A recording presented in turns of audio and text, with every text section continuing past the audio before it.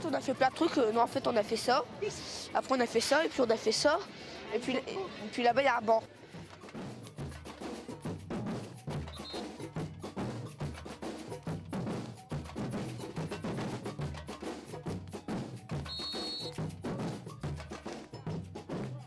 Ils n'ont pas l'habitude de sortir de leur quartier, de sortir de leur environnement très connu. Et du coup, ils se rendent compte qu'il y a tout un univers différent du leur qui existe. Donc vous pouvez aller faire du graphe aussi si vous voulez. La plupart nous disaient qu'ils n'avaient jamais participé à des festivals tels que celui-ci. Mais il était important qu'ils le vivent et qu'ils le vivent ensemble.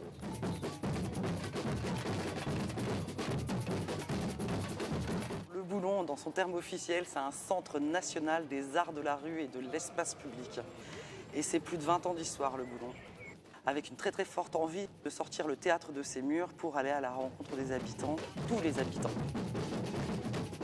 Pour moi, il y a une certaine évidence. Travailler avec les autres, avec le territoire, et le CAPEB fait partie d'un certain nombre d'acteurs avec lesquels on travaillait déjà. Et donc, le croisement de l'artistique, du social, etc., nous, déjà, dans nos pratiques de structure culturelle, sont assez intégrés, en fait.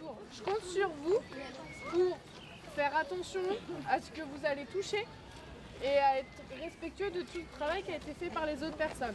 Comme vous aimeriez pas qu'on abîme vos assises. Les premières rencontres avec les jeunes, je me souviens que l'équipe était toute mobilisée de façon, il ne fallait pas qu'on se rate. Mais ce qui était compliqué pour eux, c'est qu'ils n'avaient jamais mis les pieds dans un festival d'art de rue, donc ils n'arrivaient pas à se projeter, à s'imaginer.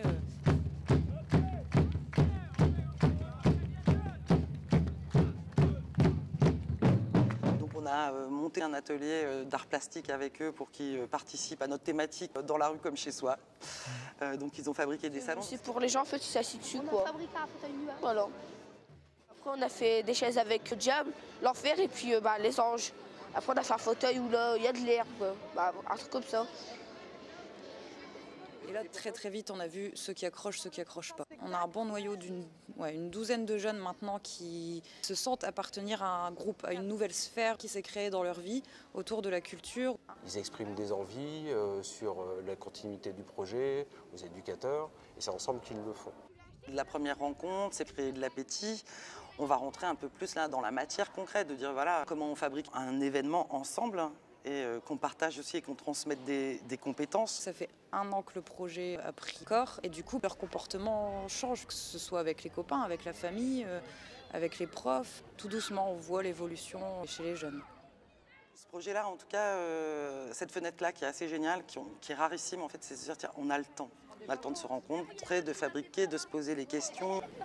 Je ne sais pas s'il y a un jeune aujourd'hui d'un quartier prioritaire, d'un quartier de veille ou n'importe quel quartier. Dès l'instant où il a un projet de création culturelle ou un projet qui le concerne lui d'accessibilité à la culture ou d'aller voir un spectacle s'il en a les moyens. Donc là on est en train de réfléchir aussi à comment on va pouvoir articuler ce projet pour que ce noyau ne se sente pas lésé et puisse continuer à s'aider à tout ça parce qu'ils y ont goûté et maintenant c'est très dur de... Mais c'est vrai que le projet est intéressant pour plein de jeunes. Ce jour-là, je pense qu'ils se sont dit on veut revoir, on a encore envie de vivre ces moments-là, de découvrir d'autres artistes. Si, quelque temps, ils sont capables d'aller voir un spectacle, mais de manière autonome, sans nous, sans le CAPEB, sans les éducateurs, ce serait beau à voir. Il y a une vache là-bas. Ah ouais, je sais, mais c'est marrant.